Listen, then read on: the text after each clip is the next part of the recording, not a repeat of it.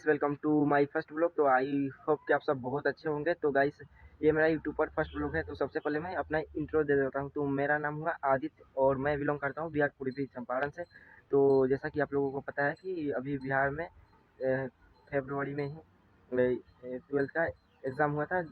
Just अभी इसका result आया है।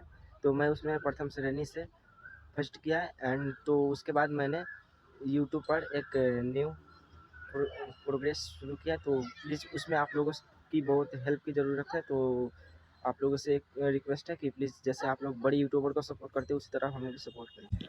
तो फ्रेंड्स, मिलते हैं आप सभी से न्यू व्लॉग में। तब तक के लिए आप लोगों को वीडियो अच्छा लगा तो प्लीज़ वीडियो को लाइक कीजिएगा एंड चैनल को सब्सक्राइब कीजिएगा। Thank you. जय हिंद, जय भारत।